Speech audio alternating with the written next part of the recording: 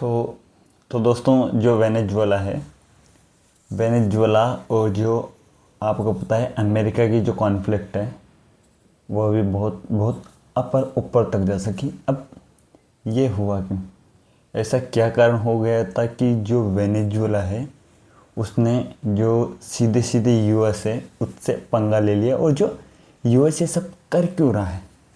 इसमें क्या interest of benefit है यूएस के कि जो यूएस के प्रेसिडेंट डोनाल्ड ट्रंप है वो बार बार ही बोल रहे हैं कि जो वेनेजुएला ने हमारा तेल चोरी कर लिया है, हमारे रिसोर्सेज चोरी कर लिए हैं, अगर वेनेजुएला ने हमारी बात नहीं मानी तो हम ये कर देंगे, हम वो कर देंगे। तो ये सब मामला क्या है? अब ये सब मामला है यहाँ पर रशिया का, क्योंकि ट्रंप ने और जो वेस्टर्न कंट्री है, जो यूरोपियन यूनियन है, उसने जो अपनी बैन लगाया या फिर सिर्फ सैंक्शन लगाए थे रशिया के ऊपर, उसकी बदौलत रशिया से यूरोप यूनियन अपना तेल खरीद नहीं रहा।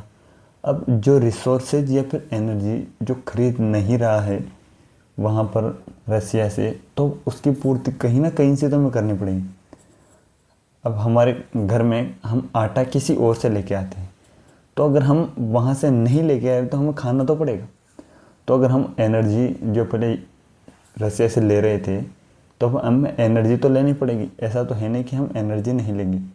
We got it. हमें एनर्जी रिसोर्स चाहिए, हमें तेल चाहिए, हमें क्रूड ऑयल चाहिए, बट हमने तो रशिया के ऊपर तो सैंक्शन लगा दिए, तो हम वहाँ से क्रूड ऑयल या फिर वहाँ से एनर्जी हम नहीं खरीद सकते।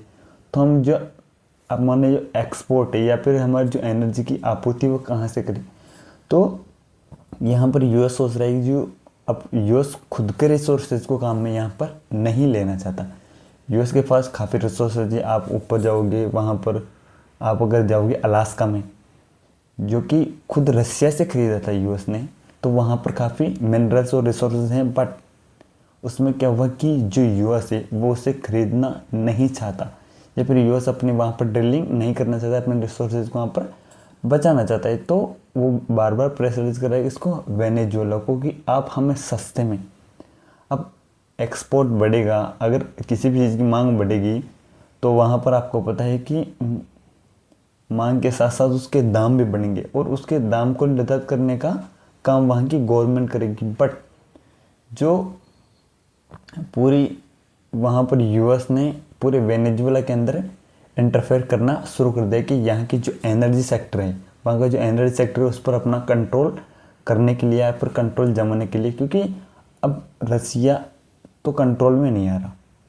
रसिया के ऊपर इन्होंने सैंक्शन भी डाल दिए। अगर ये रसिया से अपने सैंक्शन वापस लेते हैं तो अपने थूक कर चाटने वाली बात हो जाएगी। और एक तरफ अगर ये रसिया से तेल लेते हैं और दूसरे पर अगर ये यूक्रेन को अपने हथियार सप्लाई करते हैं, तो उन्हीं पैसों से यूक्रेन को रसिया मार रहा होगा। और आपको पता है कि इसमें बहुत बहुत बुरे होगा जो नाटो है उसके साथ। तो नाटो ने जो अपना हैंड बैक तो कर लिया है रसिया से, क्योंकि जो यूरोप में मेजर कंट्रीज है, आप चाहे फ्रांस ले लो, आप चाहे कनाडा ले लो, इनके पास जो रिसोर्सेज है फिर एनर्जी रिसोर्सेज वो कहाँ से आते थे? वो सब पाइपलाइनों द्वारा रसिया से यहाँ पर सप्लाई होते थे। बट अब क्या हुआ कि रसिया ने इनको सप्लाई करना बंद कर दिया और इन्होंने रसिया के ऊपर सैंक्शन लगा दिए। तो वो अब रसिया इनको सप्लाई नहीं कर रहा है। तो उस जो एनर्जी की ये सारी बेसिकली है एनर्जी की लड़ाई। ये कहीं ना कहीं एनर्जी की लड़ाई रिलेटेड है, क्योंकि एनर्जी रिसोर्सेज यूएस को चाहिए तो कहाँ से मिलेंगे? यूएस रसिया से तो एनर्जी रिसोर्सेज खरीद नहीं सकता। तो यूएस को अपने एनर्जी रिसोर्सेज या फिर जो नाटो कंट्रीज हैं उनको अपने एनर्जी रिसोर्सेज कहीं तो परचेज करने पड़ेंगे। गल्फ कंट्रीज से नहीं खरीद सकता, वहाँ पर ईरान ने पूरा अड़ंगा लगा हुआ है। तो अब कौन बचा? तो अब एक कंट्री बचा है वेनेजुएला। तो वेनेजुएला से जो अपने एनर्जी रिसोर्सेज खरीदने के लिए या फिर अपने एक कंट्रोल जमाने के लिए एनर्जी रिसोर्सेज पर ट्रंप बार बार वेनेजुएला को धमकी दे रहा है कि हम आपके साथ ये कर देंगे, आपके साथ वो कर देंगे, आपकी जो मिलिट्री उसको मैनिपुलेट कर देंगे, आपके जो प्रधानमंत्री उसको गिरा देंगे, जो आप अच्छी तरीके से हमारे साथ पेश नहीं आ रहे हो एज ए गुड फ्रेंड या फिर सो कॉल्ड गुड आपके पड़ोसी हम हैं, तो आप हमारे साथ अच्छे से। आपको पता है कि इंटरनेशनल डिप्लोमेसी में अच्छे से पेश आने का मतलब ये तो नहीं कि घर पे बुलाओ सबको और चाय पकौड़े खिलाओ, ऐसा होता नहीं है। ऐसा कभी भी नहीं होता और ऐसा होता भी नहीं है। तो उसका सीधा सीधा मतलब ये है कि आप हमारे जो फेवर में बात करो, हमारी जो अमेरिकन कंट्रीज जो उनके जो अमेरिका है यूएस उसके फेवर में बात करो, उसके फेवर में वर्क करो, जो एनर्जी है उसके फेवर में आप डील करो, तो ये सब वहाँ पर हो रहा है। बट जो वेनेजुएला ने बोलते देख हमारा सामान है, हम पैसे लगाएंगे कितने पे बेचना है, यूएस इसको तय नहीं करेगा कि यूएस को कितने पे इसको खरीदना है। तो यूएस इसको चार्जिंग नहीं कर सकता कि यूएस को हाँ हम हमारे सामान के ऊपर जो भी फीस लगाएंगे वो हम निर्धारित करेंगे, यूएस इस पर कोई निर्धारित नहीं कर सकता। तो ये सब वेनेजुएला ने बोल दिया। अगर ये सब वेनेजुएला ने बोला है तो यूएस यूएस ने फिर से मुंह फुला लिया। ट्रम्प भाई ने आपको पता है कि ट्रम्प भाई इस वक्त उसका मूड का किसी को नहीं पता, अनसर्टेनिटी। सब लोग बोल रहे हैं कि ऐसा है, ट्रम्प का मूड बिल्कुल ही अनसर्टेन है, कोई कुछ बोल नहीं सकता ट्रम्प के बारे में एक्चुअली कि ट्रम्प सोच क्या रहे हैं, ट्रम्प करना क्या चाह रहे हैं। तो यहाँ पर वेनेजुएला के साथ ये सब हो रहा है और सब मेरे हिसाब से देखा जाए तो ये सब एनर्जी की लड़ाई है, जो कि यूएस एनर्जी पावर्स को कंट्रोल में करना चाहता है और अपने फेवर में डील करना चाहता है। तो बार बार जो अपनी सेनाओं की मदद से प्रेशराइज कर रहा है किसको, वेनेजुएला को। तो इसके बाद में है कि जो यूएस है और जो ताइवान है, तो यूएस ने ताइवान को 10 बिलियन डॉलर की, कितनी 10 बिलियन डॉलर की यहाँ पर ट्रेड देने का वादा किया है कि हम जो ताइवान है उसको 10 बिलियन डॉलर की ट्रेड देंगे। तो अब ये वादा क्यों किया है, क्योंकि देखो यूएस को पता है, यूएस को एग्जैक्टली पता है कि हमारा सबसे बड़ा अगर कोई थ्रेट है, इस वक्त कोई थ्रेट एग्जिस्ट कर रहा है यूएस के लिए, तो वो है चाइना। और अगर चाइना को कंट्रोल कर सकते हैं तो एक तो इंडिया चाइना को कंट्रोल कर सकता है। इसलिए जो यूएस है जिसकी जो सारी मैन्युफैक्चरिंग है वो चाइना से उठकर कहाँ आ रही है, इंडिया आ रही है, शिफ्ट हो रही है धीरे धीरे। हाँ, एक साथ हम शिफ्टिंग नहीं कर सकते, दैट्स इम्पॉसिबल। हम वहाँ से जो कंपनीज को निकल कर आने में यहाँ पर टाइम लगेगा, 10 साल लगेंगे, 20 साल लगेंगे या और भी टाइम लग सकता है। बट हमें ये मानना पड़ेगा कि जो वहाँ से जो यूएस की जो कंपनीज की शिफ्टिंग है वो धीरे धीरे इंडिया की तरफ हो रही है। और उसके पीछे मेन रीज़न ये है कि जो यूएस है, यूएस ये बिल्कुल भी नहीं चाह रहा है कि चाइना उसके साथ compete करे, चाइना उसको पछाड़ने, क्योंकि चाइना अपनी ग्रोथ में बहुत बहुत आगे निकल चुका है।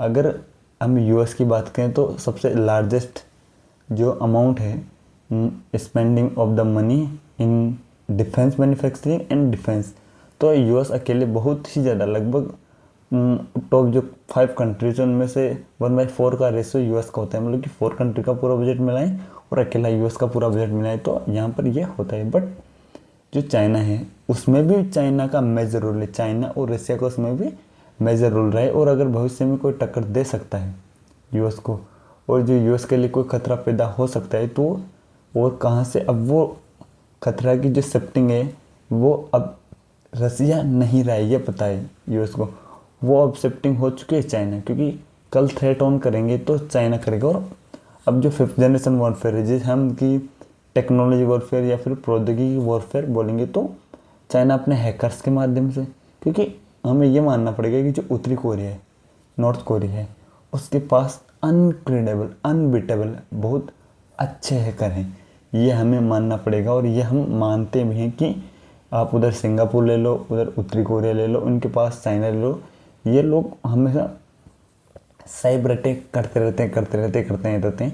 तो जो 5th वॉरफेयर है उसके लिए भी चाइना प्रिपेयर हो रहा है, और जो अपने compete कर रहा है अमेरिका से, तो अमेरिका को पता है कि चाइना 5th वॉरफेयर के लिए बिल्कुल compete कर रहा है अमेरिका को।